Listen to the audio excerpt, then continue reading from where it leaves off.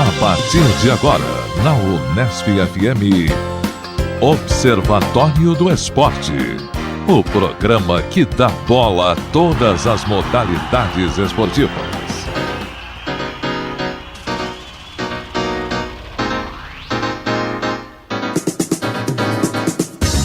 Olá, ouvinte da Unesp FM. Hoje é sábado, 19 de abril de 2014. Começa agora o Observatório do Esporte. Eu sou o Guilherme Dias e no Observatório de hoje, informação e análise dos acontecimentos esportivos da semana. Aqui no Observatório, a informação vai além das quatro linhas. Além do tradicional vaia e aplauso, vamos para a segunda reportagem especial sobre a relação entre a ditadura militar e o futebol. Nesta edição, vamos falar das histórias de alguns personagens que jogaram naquele período. Quem são eles e como a ditadura influenciou suas vidas e carreiras no futebol? Entrevistamos os ex-jogadores Afonsinho, Nando, Reinaldo, Vladimir e Zé Roberto, todos eles com histórias que se misturam entre a bola e a ditadura.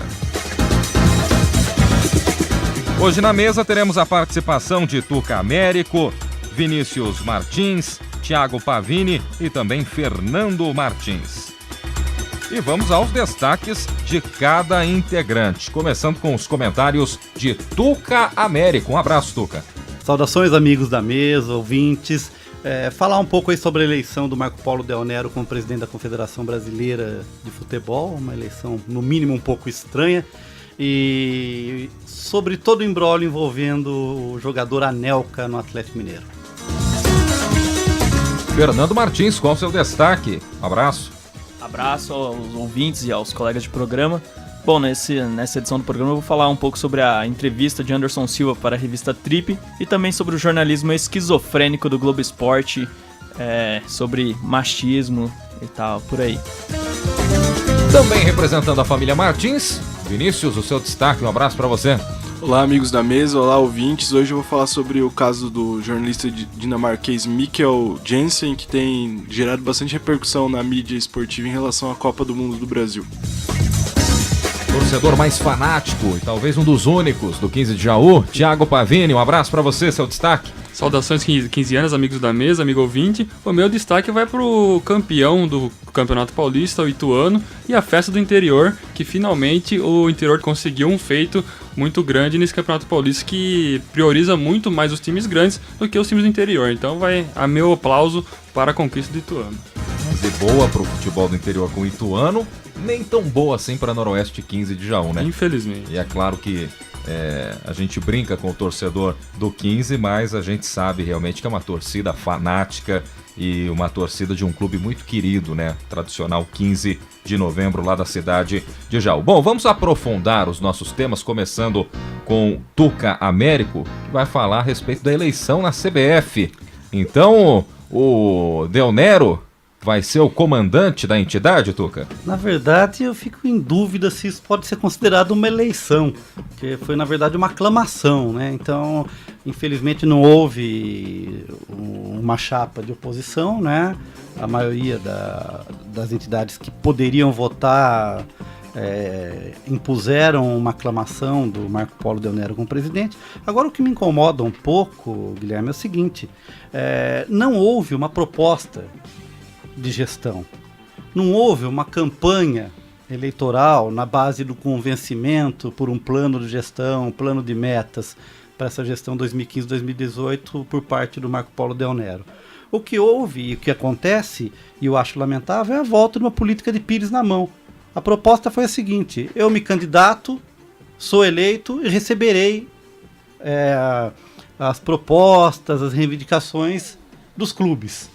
Eu acho que isso é uma forma simplista, o que pode parecer, de uma certa forma, até democrático e tal, mas me dá a entender que é a volta do Pires na mão. Quem chegar primeiro, tiver mais poder e chegar com o Pires na mão e pedir o favor, ou pedir o que se precisa, acaba levando. Então eu acho isso uma situação que não é salutar para o esporte brasileiro. Em resumo, nenhuma proposta inovadora, Não. Simplesmente o fato de, vamos ouvir os clubes. Quando você olha para quem está eleito, né, já não tem nada de inovador.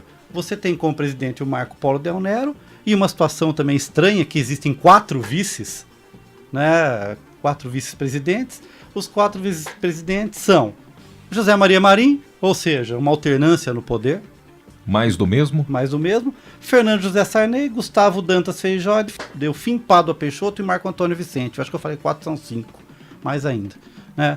Então acho que não entra na minha cabeça a gestão de um presidente com tantos vice-presidentes e mais do mesmo. Então acho que é uma situação complicada e me deixa triste que há 4 anos atrás, quando a gente fez o primeiro programa que foi ao ar aqui pela Unesp FM, do Observatório do Esporte, o tema da nossa reportagem principal era os cartolas eternos. Então estamos aqui após 4 anos de programa tendo uma notícia dessa. A gente né? até poderia fazer uma segunda edição aí daqui a um tempo. Talvez reprisar o mesmo Reprisar, programa para provar que não mudou muita coisa. Mas viu, Tuco, o que me surpreende mesmo nisso tudo é que o Marco Polo Del Nero sempre foi muito questionado aqui no futebol paulista. Ele que foi presidente da Federação Paulista de Futebol por muito tempo também. E aí na hora da votação, se eu não sei, acho que você tem os dados aí, foram quantos votos a favor? 42 ou 2, né? 42 ou 44 votos? 44 votos a favor e 2 em branco e uma abstenção. Então, ele é tão criticado, os clubes criticam tanto essa gestão da Federação Paulista, mas na hora de votar ninguém se dispõe a bater de frente. Eu retomo aqui um aspecto cultural do Brasil, né? Um tema muito caro à nossa cultura, que é o coronelismo. Ou seja, você acaba criando seus currais eleitorais com pessoas ou instituições que criam uma dependência muito forte desse tipo de gestão, que ou você está dentro ou você está fora. E a maioria, pela circunstância, acaba optando por estar dentro, que é uma situação mais cômoda, que tem mais retorno, né?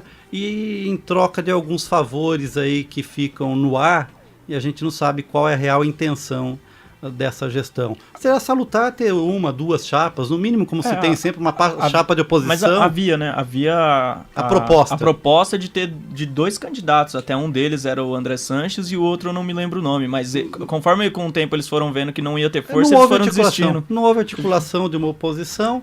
Eu acho também que é o famoso mexer em vespeiro, né? Não sabe qual seria o custo de entrar numa eleição dessa e perder.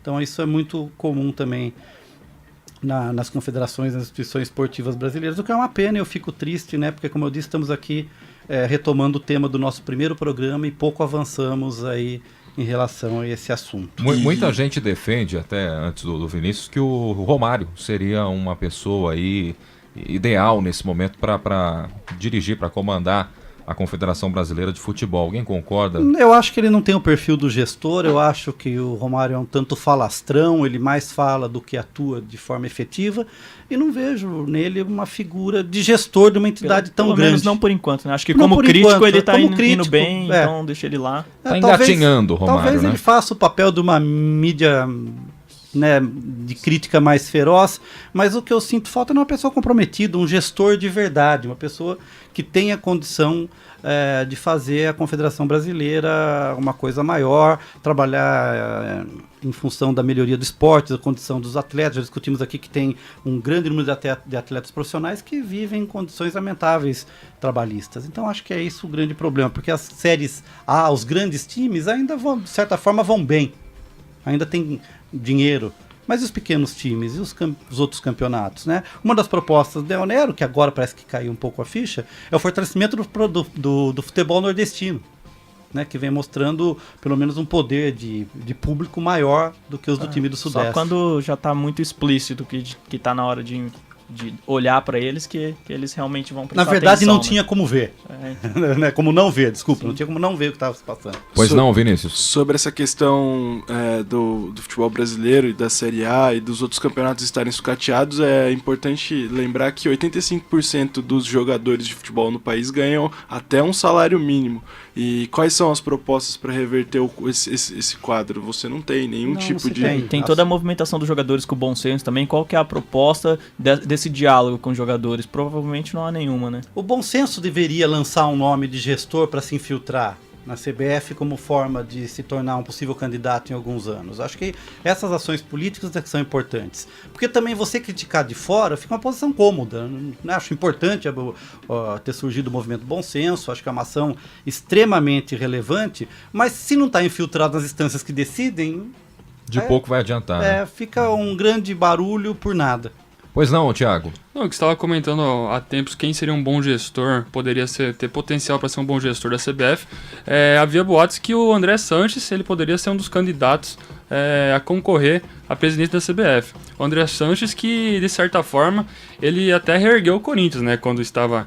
Claro, ele trouxe a MSI para o Corinthians, foi uma das causas, na minha opinião, que fez o Corinthians ser rebaixado, mas ao mesmo tempo ele conseguiu reerguer o Corinthians, reestruturar a equipe corintiana. Será que talvez ele seria uma boa opção para o comando da CBF?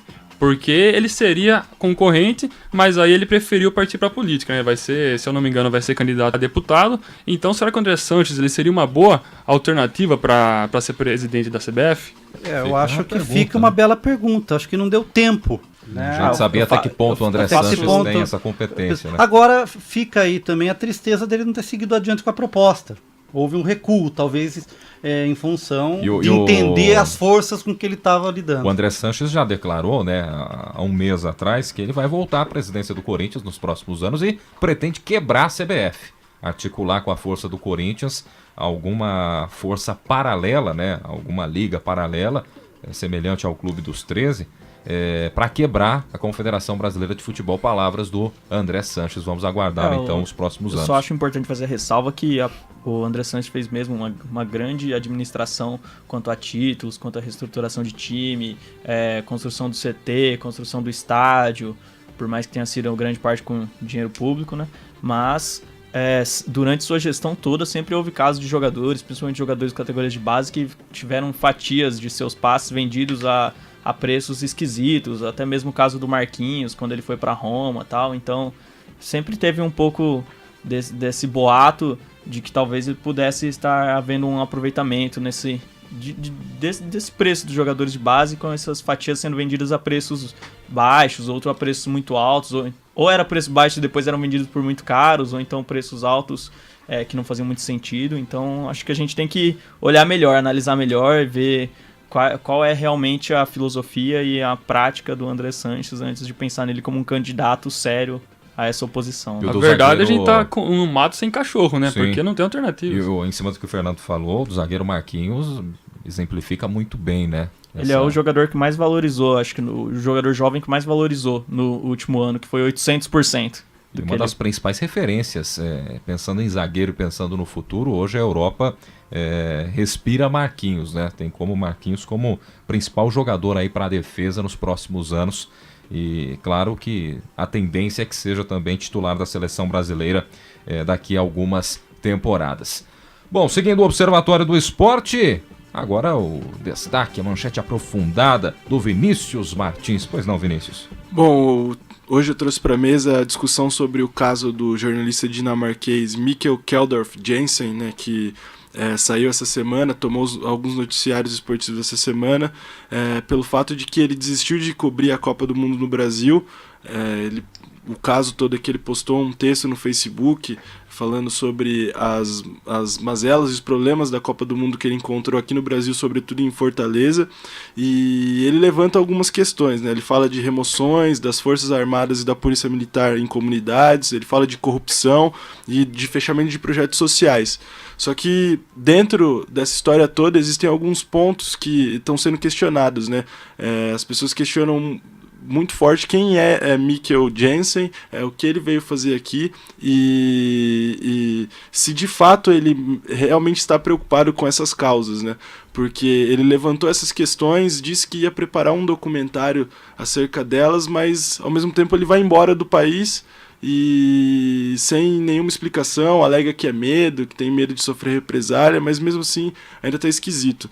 O jornalista Igor Natucci, ele postou um texto no Pragmatismo Político fazendo uma rápida investigação sobre o Mikkel, e ele põe de novo em xeque as reais intenções do Mikkel, pergunta realmente se esse cara é um jornalista de fato, se a profissão original dele é um jornalista, e deixa a gente com a dúvida, como é que os meios de comunicação os grandes meios de massa do nosso país não fizeram um levantamento sobre quem é esse cara, o que ele quer, o que ele pretende, simplesmente reproduziram o discurso dele abertamente e lançaram uma discussão até meio vaga, né, se o que ele fala é válido ou não. E um outro ponto a respeito da história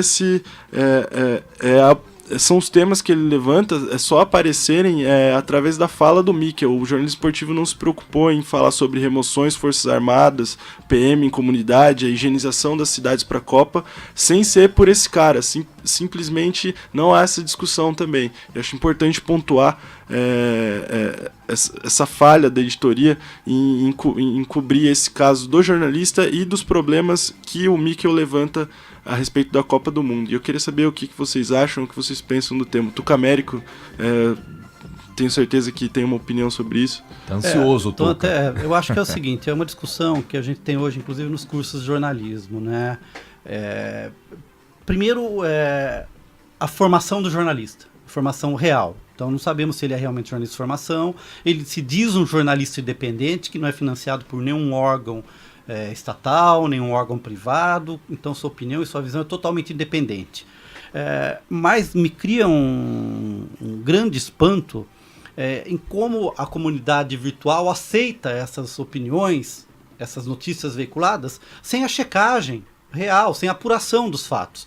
Então, simplesmente você replicar de forma viral um depoimento, a gente já tem vários casos aí na internet Teve um nos últimos dias, falaram que era da France Football, né? E na verdade não era um texto que não tinha nada a ver. Alguém pode, de certa forma, já tem casos que a gente pode remeter e procurar, de invenção de capas de periódicos estrangeiros notificando fatos sobre o Brasil que nunca foram, de verdade, veiculados. Tá querendo dizer, então, Tuca, que as pessoas absorvem demais sem questionar. Sem questionar. Compram um produto sem questionar o que está comprando. E daí a gente cria uma situação que é polarizada, né? De um lado você tem a manipulação da grande mídia que veicula os fatos e ela agenda as discussões, e por outro lado também você tem pessoas que não têm credibilidade, que não são conhecidas e que também semeiam esses fatos sem nenhum respaldo verdadeiro. Quem é esse jornalista?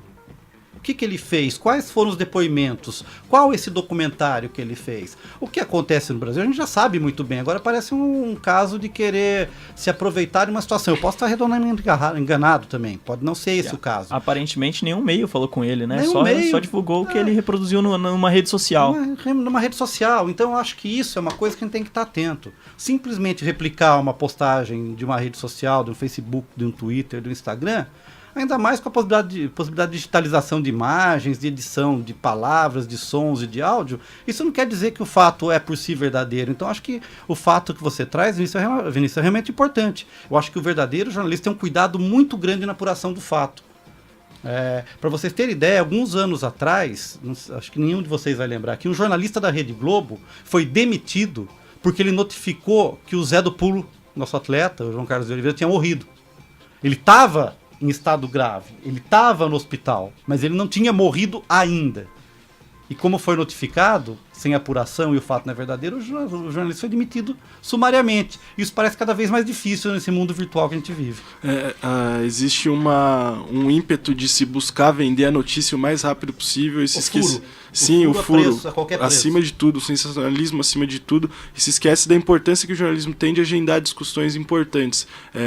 Por exemplo, o Mikkel Jensen, ele fala de muitos temas em que você entra na ESPN agora, por exemplo, você não encontra nenhum deles. Você não encontra uma reportagem sobre a limpeza social que existe no Rio de Janeiro para a Copa do Mundo e Olimpíadas. Você não encontra nada relacionando os grandes eventos com o caso da favela da Maré. Então fica uma coisa muito rasa e superficial para algo que está em grande evidência, que vai estar em grande evidência nos próximos anos. Né? A notícia sobre a notícia é apurar o que ela realmente está querendo dizer. O jornalismo esportivo de sempre, que também vai ser tema do que eu vou comentar daqui a pouco, que é isso. Parece que a editoria de esportes ela é algo isolado do mundo, que nada o atinge, que os problemas são distantes e, por exemplo, o racismo tá lá, mas é suave e nesse caso também tá tendo remoção, tá, mas tudo bem, é Copa e vai indo e vai levando com a barriga. Parece que o jornalismo esportivo sempre vai indo por esse caminho, e raras exceções em alguns blogs ou alguns jornalistas mais críticos que entram por esse caminho mais complicado e que deveria ser o real papel do jornalista esportivo nesse período pré-Copa do Mundo, né, na minha opinião. Claro, e sempre esquecer, e não esquecer também que o jornalismo digital, a forma de repercussão que uma notícia tem na web, é uma forma de você romper as barreiras da grande mídia. Então, essa chance não pode ser desperdiçada com fatos falsos, com mentiras, que isso acaba fazendo com que esse tipo de mídia perca credibilidade. A verdade é que, só para finalizar o assunto, fala-se muito sobre nada. Então a gente temos muitas informações. Por exemplo, você está lendo um texto na internet hoje em dia, aí já tem um link, você abre outra matéria, você lê 2 matérias ao mesmo tempo, você já abre outra, então você tem muito conhecimento sobre nada. A verdade é essa. Você está em 105,7, Observatório do Esporte pela Unesp FM. Vamos lá então, dando sequência com o Fernando Martins. Vai lá, Fernando. Bom, olá ouvinte, vamos então aos meus comentários estendidos, né? Primeiro eu gostaria de abordar uma entrevista que o Anderson Silva deu para a revista Trip na edição dessa semana, né? E que eu achei muito curioso, porque o Anderson Silva fala de racismo e novamente, né, a gente vê um atleta, e nisso eu sou um crítico ferrenho, um atleta de peso, um atleta que tem muito nome, prefere não dá a sua opinião, ele prefere não ser firme, ele prefere se esconder para não entrar em polêmicas, e nesse caso foi sobre o racismo, né? Por exemplo, quando o repórter pergunta se ele se sente à vontade de defender o racismo, assim como Muhammad Ali já defendeu, tal, por ser um grande nome da luta, ele diz que prefere se manter calado e evitar polêmicas no sentido, e que não acha isso legal porque tem outras coisas mais importantes para ele gastar a energia dele.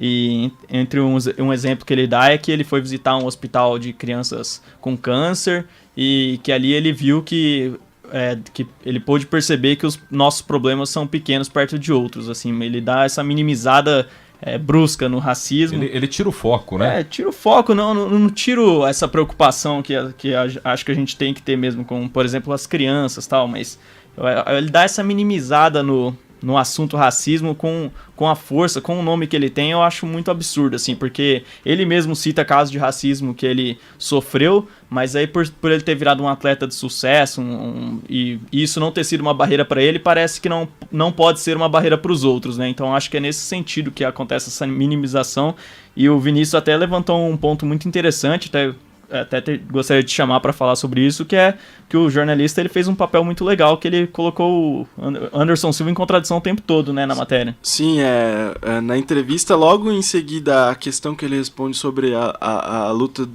contra o racismo que o Muhammad Ali teve e como o Anderson Silva enxerga o racismo, o jornalista ele consegue ir levando o Anderson a toda hora a falar sobre o racismo e deixar evidente que realmente existe, apesar dele negar isso na vida dele e na sociedade. Pela entrevista, a forma como o jornalista conduz, ele consegue evidenciar que o Anderson Silva está em contradição, que realmente o racismo existe e que ele já sofreu, né? Sim, e que ele já sofreu por isso. É evidente que o Anderson Silva ele enxerga o racismo pela ótica dele, mas ele não consegue ver o problema como estrutural, como algo que está acima disso, algo que todos os dias mata jovens negros na periferia de São Paulo, que impede que muitos negros tenham cargos de chefia em diversas instâncias da sociedade.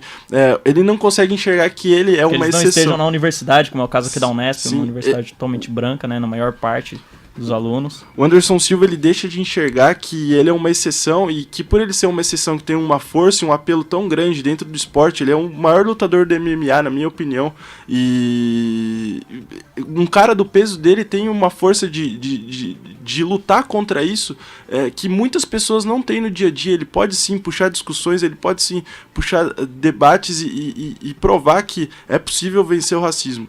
E eu acho que é por isso que a gente até já comparou. Há pessoas que comparam sempre, né? Que eles falam que ele é o Pelé do MMA, né? E em todos os casos, até mesmo pra falar besteira, pelas declarações, ele acaba sendo o Pelé do MMA, né? Dá pra gente afirmar que ele arregou no posicionamento dele? Eu não sei, eu não diria nem que ele arregou. Eu acho mesmo que é uma falta de percepção da realidade de outras pessoas, sabe?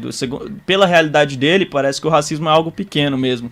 mas porque ele ele conseguiu não consegue ter superar. essa visão do mundo em volta. Sim, por exemplo, ele sofreu racismo, foi marcante na vida dele, mas ele conseguiu superar, hoje ele é um cara rico, bem-sucedido. Outras pessoas, milhares, a maioria delas, não conseguem, e isso acaba sendo um empecilho para diversas situações do seu dia a dia. Elas são pouco aparentes, elas são meio que ocultas, mas que estão ali o tempo todo pesando contra a pessoa. E justamente o depoimento dele, que poderia pesar, né, e realmente como um ídolo do esporte, ele prefere não comentar a respeito da vida dessas outras pessoas que sofrem, a gente sabe, infelizmente sofrem com esse tipo de racismo, né? Então, dá para comparar mesmo, né, Anderson Silva com Pelé, até mesmo na hora de falar, até pela figura, pelo que representa e pela postura. Romário diria que Anderson Silva com sapato na boca é um poeta, né?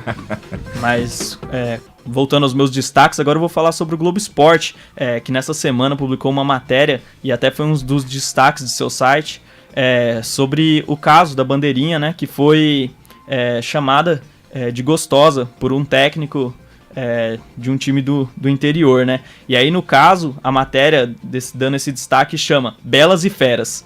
Machismo e assédio são combatidas com profissionalismo. Buscamos igualdade, diz a assistente chamada de gostosa em Santa Catarina.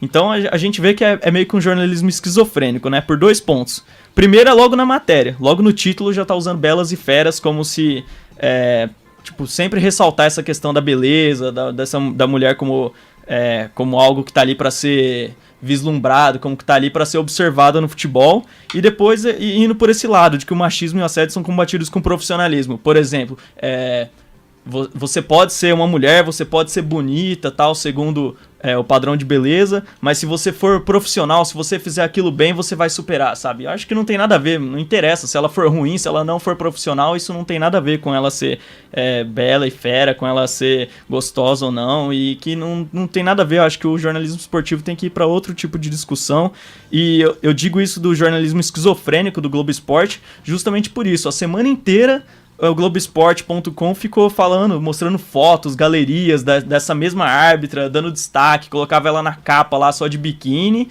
e depois fala isso, que machismo e assédio são combatidos com profissionalismo. Então é meio que um jornalismo esquizofrênico que fica a semana inteira alimentando essa visão machista do esporte, e depois faz uma matéria meio que falando que elas estão se superando porque elas são profissionais e estão fazendo bem o que fazem. Então acho que não é por aí que o jornalismo deve caminhar, e novamente retorno naquele ponto de que parece que o jornalismo esportivo é um ponto à parte da sociedade, né? Parece que as questões sociais não são aprofundadas, e assim como o racismo que eu comentei anteriormente, o machismo também é bem claro nesse sentido. É o Observatório do Esporte pela Unesp FM. Falta agora o registro também do nosso torcedor do 15 de Jaú. Ele veste verde e amarelo, mas não é pela seleção brasileira. Pelo 15. 15 que no último final de semana perdeu mais uma, Thiago? É a minha segunda pele a camisa do 15 de Jaú, né? Mas infelizmente perdeu novamente, 3-1 pro Lemense. Pro Lemense. Nunca havia perdido Lemense na história pro Lemense. O 15 de Jaú tá numa fase complicadíssima. Vai além da história, né? Tá abraçando o diabo na quarta divisão porque tá complicado. Mas o que eu queria chamar a atenção é o título do Ituano.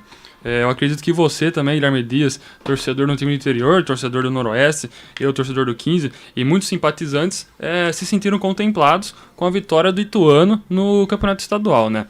O Ituano, um campeonato estadual que o regulamento privilegiava muito bem os grandes paulistas. Ninguém imaginava que um Corinthians iria cair fora na primeira fase, então o Ituano conseguiu superar todas as dificuldades, um ótimo planejamento do Juninho Paulista. Eu acho que tem que erguer uma estátua para ele lá na cidade de Itu, uma estátua grande, porque ele está fazendo um trabalho excepcional no Ituano. E eu gostaria de chamar a atenção para a folha salarial do Ituano. A folha salarial do Ituano gira em torno de R$400 mil. Apenas o salário do Leandro Damião é R$500 mil. Então a gente consegue ver essa disparidade muito grande econômica, e mesmo assim Ituano se superou e foi o campeão paulista. E como prêmio a federação vai dar para ele R$2,5 milhões que darão para pagar o salário até outubro desse ano, ou seja, 6 meses. Então aí o Ituano mostrando que o futebol é gostoso por causa disso, né? Essa incerteza de como vai ser terminar cada campeonato. Por exemplo, o Campeonato Paulista tem 4 times que disputam a primeira divisão do Brasileiro, tem 4 times que disputam a segunda divisão do Brasileiro, e mesmo assim o campeão foi o Ituano, que não disputa nenhuma divisão do Campeonato Brasileiro, vai disputar esse ano agora a Série D, e ele conseguiu ser campeão. Então, o futebol é gostoso por causa disso. E esses dias teve a eleição dos melhores jogadores do campeonato, e pasmem vocês, mas apenas um jogador do Ituano estava dentro da seleção, que foi o zagueiro Anderson Salles.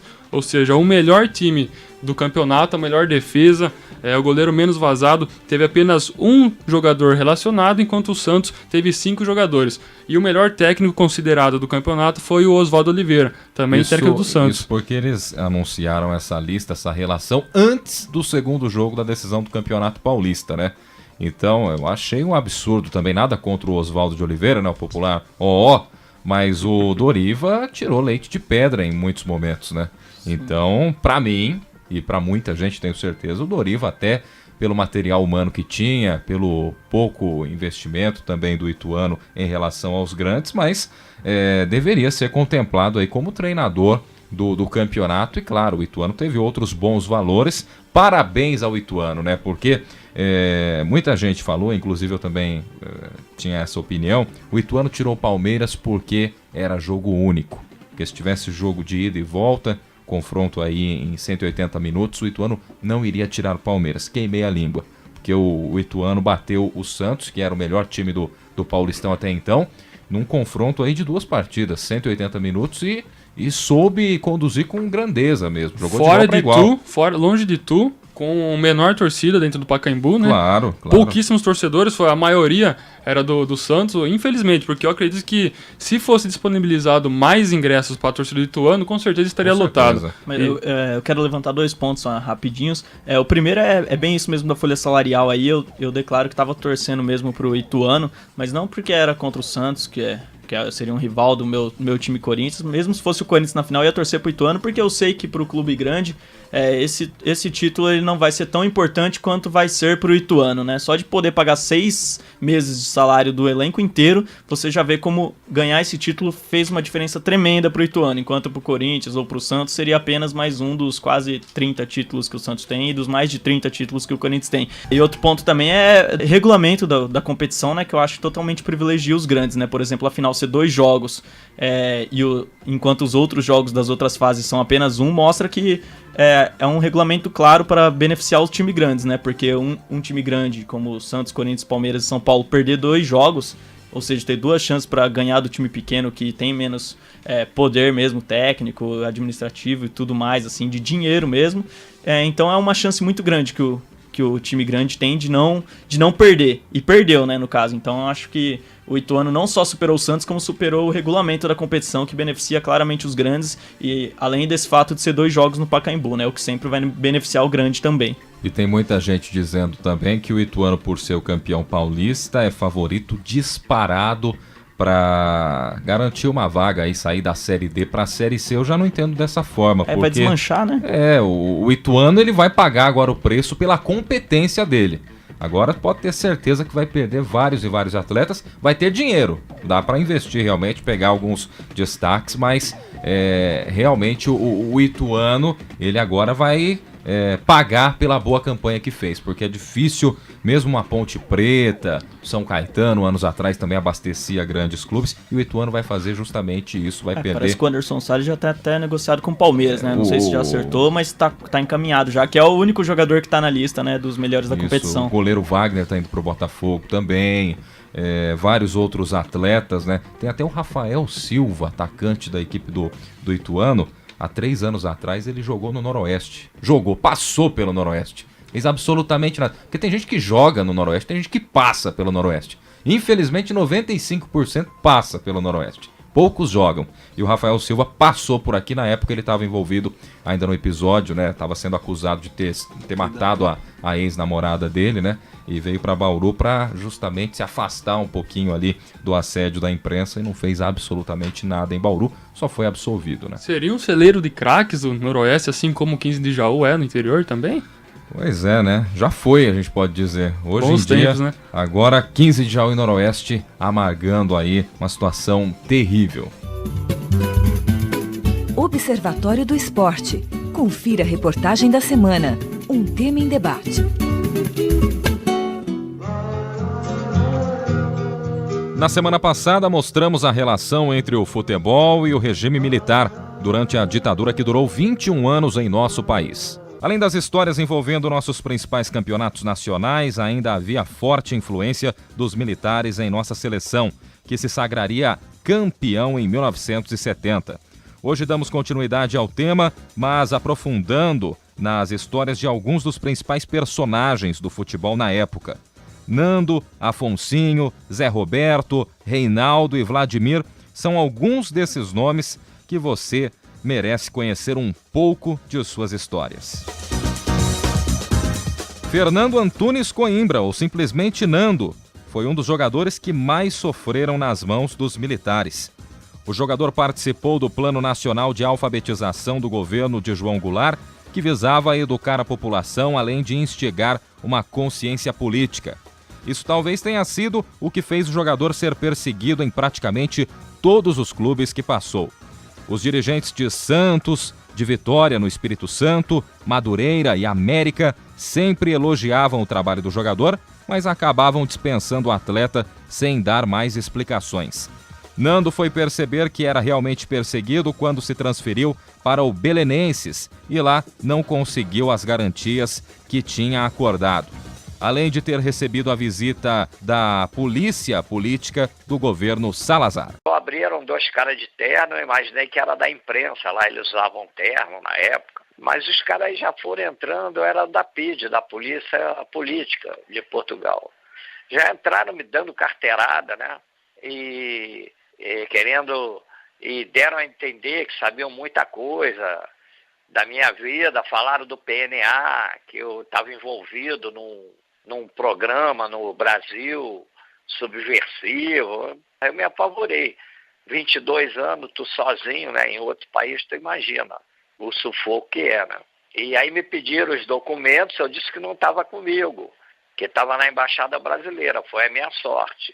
Mas eles falaram que iam voltar a ter contato comigo e foram embora, né? O jogador conseguiu escapar das garras da polícia política e voltar à sua terra de origem. Chegando ao Brasil, Nando quis se desvencilhar do futebol para tentar proteger as carreiras de Edu, que era considerado um dos melhores jogadores da América, e Zico, que ele tinha a certeza que ia ser um dos melhores jogadores do mundo. Porém, com a imposição do AI-5, todos os direitos do povo brasileiro foram pelo ralo. Nando sentiu na pele os efeitos da ditadura com a atuação da polícia do DOPS. Quando abre a porta, que entra aquela porrada de nego do DOPS, tudo de metralhadora, um escândalo, uma palhaçada, e invadiram, né? E aí a gente ficou olhando para a cara deles, né? E aí pediram o documento. Quando eu estava com a carteira na época era CBD, no bolso de atleta, e eles me conheceram na hora, né? E aí o cara que comandava, depois que revistou todo mundo, revistaram a casa, aí ligou lá para algum chefão babaca deles, né? E o cara aí mandou levar todo mundo, cara. Aí só ficou minha tia e um primo que era pequenininho, ele regulava com a idade do Zico. E aí fomos em cana, cara. Algemaram a gente, levaram para PE. Aí ficamos lá 4 dias, cara. Interrogatório toda hora. Aí no interrogatório metiam um capuz na cabeça, né? Quer dizer, tua vida vai... Fica de perna pro ar, né? E aí depois, meus irmãos, o Edu e o Antunes e a minha mãe foram para a porta da PE. Ficaram lá 2 dias de plantão, que queria ficar preso comigo. E eles acabaram tremendo na base e era uma segunda-feira, liberaram a gente. Mas ficamos fechados, né? Depois de todo o sofrimento, Nando acabou recebendo o reconhecimento em vida do que passou.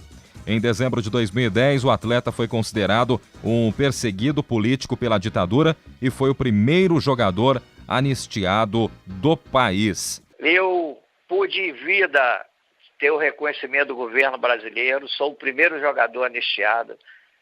O Ceará me fez homenagem de 3 dias a minha família inteira foi. Essas homenagens até hoje não param. Outro personagem marcante foi Afonso Garcia Celso Reis, mais conhecido como Afonsinho. Ele ficou conhecido por ser o primeiro jogador a conquistar o passe livre. Sua aparência com barbas e cabelos compridos inspirava um perigo ao regime da época. Somado a isso, suas posições políticas firmes fizeram com que ele fosse vigiado de perto pelos governantes. Em uma expressão utilizada na época, Afonsinho era considerado um líder negativo para o resto dos jogadores. Existe até uma expressão que eles usaram: fulano é um líder negativo. Ele achava que atrapalhava por reivindicar essas coisas todas, que atrapalhava o andamento que eles queriam dar ao trabalho. Então havia questões de premiação. Em determinado momento eu me tornei capitão do time, e como capitão do time eu reivindicava alguma coisa, né, questão de premiação. E no meio disso tudo era um relacionamento que ia se tornando tenso na sociedade como um todo, à medida que a ditadura avançava, né? Então isso tudo, o conjunto dessas coisas, fez com que eu ficasse afastado.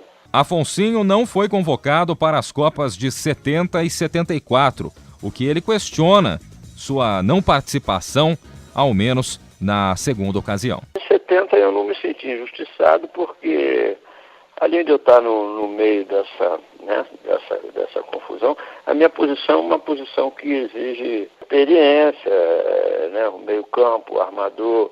E o Brasil tinha bons armadores, mais velhos, mais experientes que eu.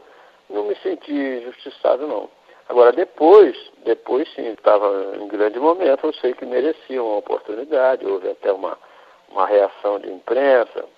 Certamente eu mereceria uma oportunidade. Apesar de tudo, Afonsinho não sente remorso de suas decisões políticas. Eu vejo que foi acertada a posição que eu tomei, a maneira como eu me posicionei, até em números mesmo, porque depois de 70, aí a militarização da sociedade, do futebol, que é o nosso caso, ela conduziu a 24 anos, depois foi ser campeão novamente, que são 24 anos, e assim em condições, né, diferentes e tudo. Então eu fiz a minha opção, me submeti às consequências. José Roberto Lopes Padilha, mais conhecido como Zé Roberto, não foi um dos jogadores mais famosos de sua época, mas tinha consciência política além de seu tempo.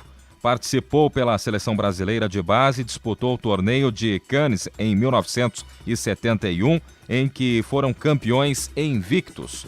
Porém, não conseguiu uma convocação para a Olimpíada de 72, o que ocasionou uma desilusão com o esporte e uma mudança no pensamento. Eu participei da primeira seleção brasileira de base, sub-20, e nós disputamos o Sul-Americano do Paraguai e o torneio de Cannes, visando a nossa ida às Olimpíadas de Munique, em 1972.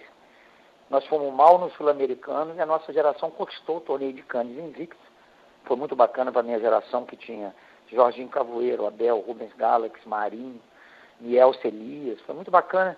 Nós conquistamos o torneio de Cannes em 71. E eu não fui convocado. Eu, lateral dos 7 do Fluminense, eu e o meu lateral Marinho não fomos convocados para ir a Munique. Foi uma decepção muito grande na minha carreira.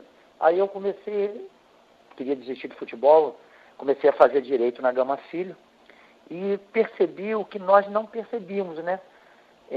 O futebol, infelizmente, os professores, todos que estavam nos grandes clubes, eles eram egressos da Escola de Educação Física do Exército. Como eu não fui convocado e fui fazer direito, quando eu voltei, eu já voltei na concentração, tirando capricho, tirando querida e colocando pasquinha em movimento, fazendo uma confusão nada.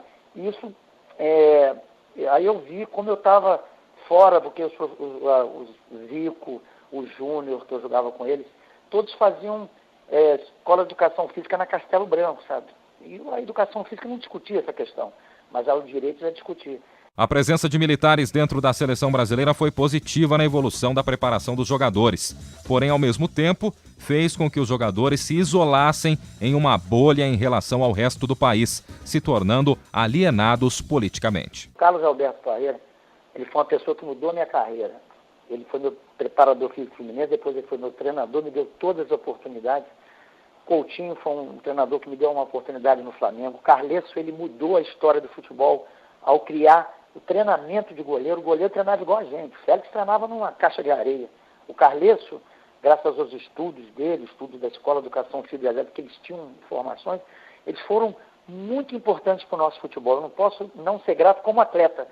Só que eles não discutiam a questão que o Brasil discutia, entendeu? Então, eles formaram grandes jogadores, mas pessoas fora da realidade, completamente apolitizadas. Nós poderíamos ter contribuído. Já pensou, naquele momento, uma voz do Pelé, uma voz do Zico, uma voz do Rivelino, mas nós vivíamos numa bolha, entendeu? Então, esses profissionais que comandaram o esporte no país, há 70, são 8, né, se você ver, são 8 profissionais de alto nível, eles avançaram muito no futebol.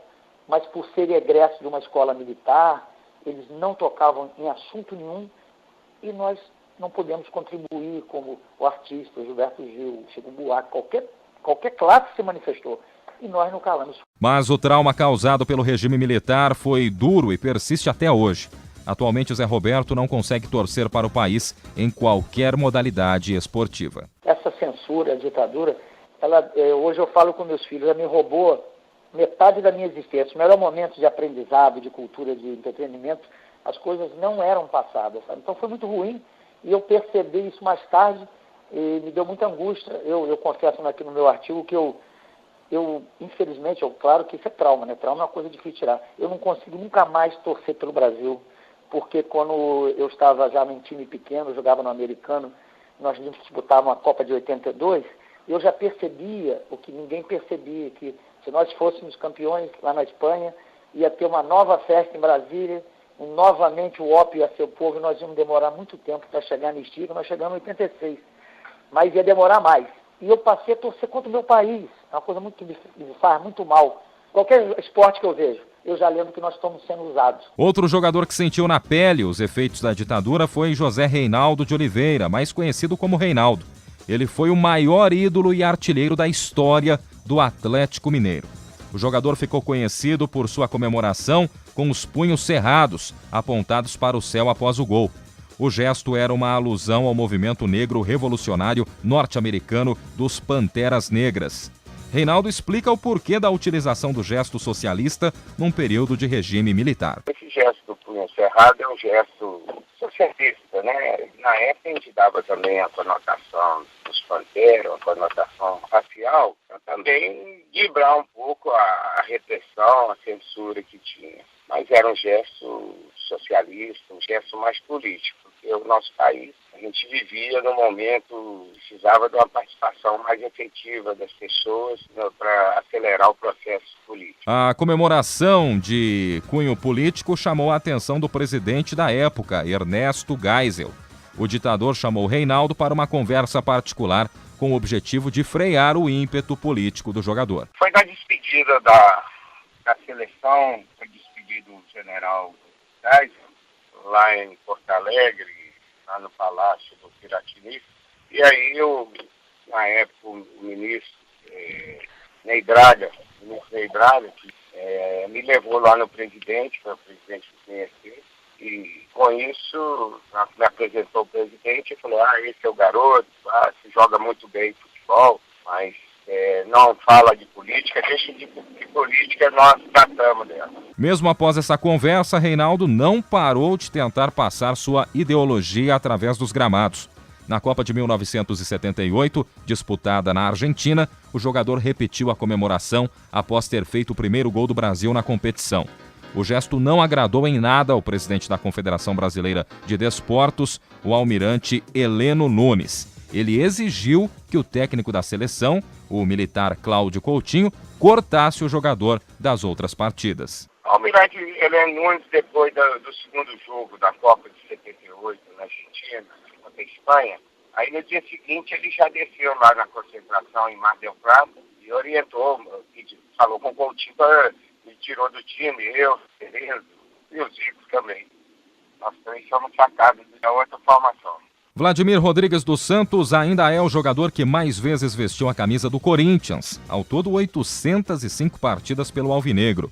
Mas acima disso, Vladimir tem outro ponto que o torna um dos maiores ídolos da história corintiana e até mesmo do país.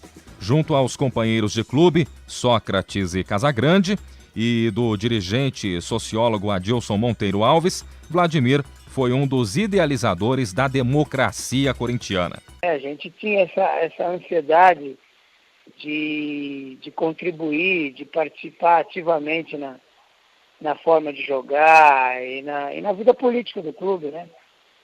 E aí a gente acabou assumindo essa condição com, obviamente, a anuência dos dirigentes e do treinador.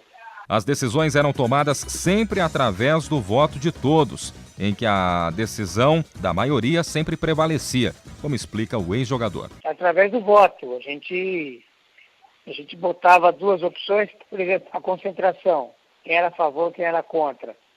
Ganhou quem era contra, a gente aboliu a concentração.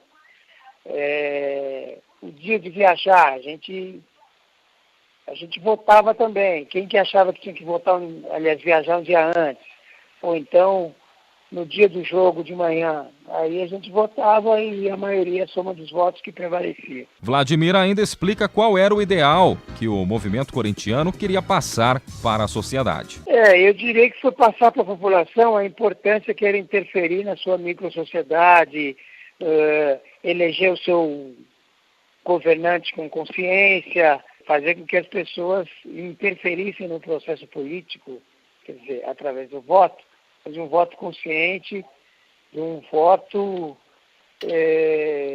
sabendo que você era corresponsável pela administração do país.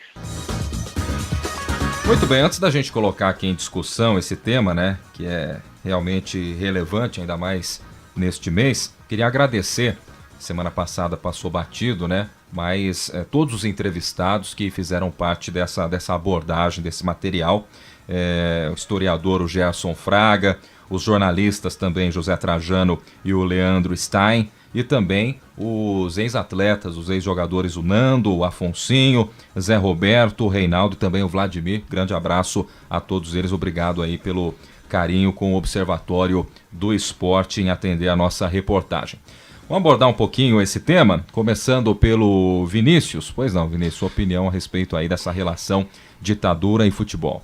A gente ouviu relatos de 5 jogadores que viveram um período, e o que mais me chamou a atenção nesses relatos foi o Zé Roberto, né? Disse que muitos jogadores se alienam, eles se isolam, não conseguem se envolver com questões políticas, e eu queria ampliar essa fala dele para algo maior, né? Aproveitando que a gente discutiu o caso do Anderson Silva hoje, que nega o racismo, que não discute isso, ou mesmo do Pelé, você vê que isso está presente hoje no esporte como um todo, né? Os atletas, eles não se envolvem em discussões, eles não lutam como categoria, eles não se envolvem com as questões da sociedade, e eu achei muito interessante o Zé Roberto dar esse contexto da época e mostra que isso está presente até hoje no nosso esporte, ainda vai estar presente por muito mais tempo. Só tem uma grande diferença, que na época do Zé Roberto existia a ditadura, né? Então o acesso à informação era muito limitado. Hoje em dia é bem diferente.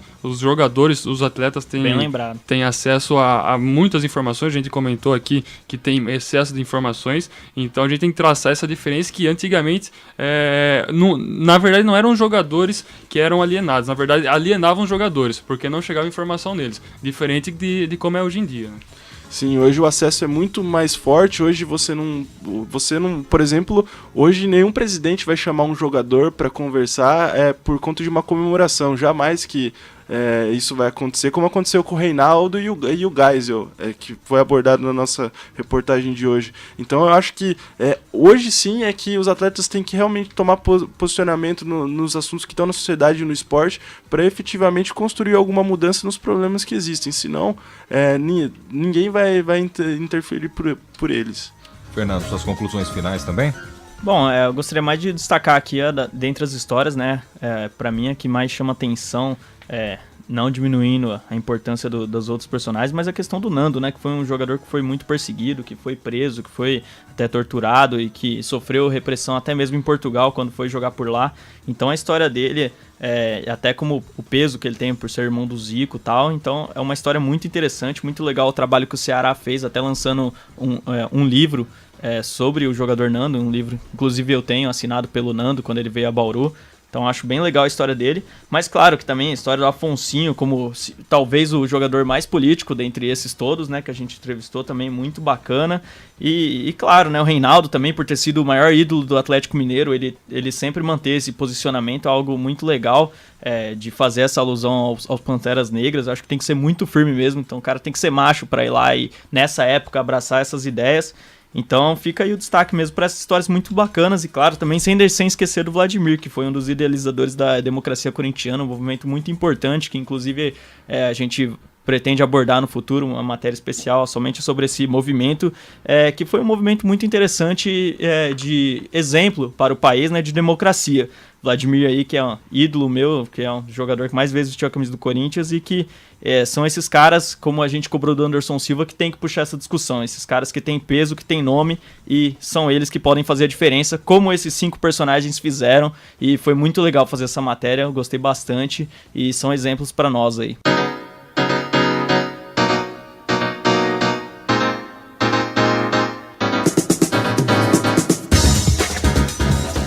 O Observatório do Esporte chega ao fim. Locução de Guilherme Dias, comentários de Tuca Américo, Fernando Martins, Thiago Pavini e Vinícius Martins.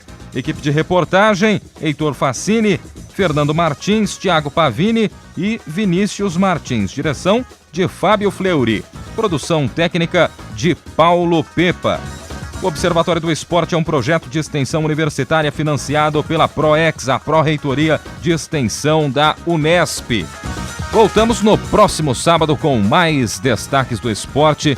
Claro, mais uma edição do Observatório do Esporte. Aqui a informação vai além das 4 linhas.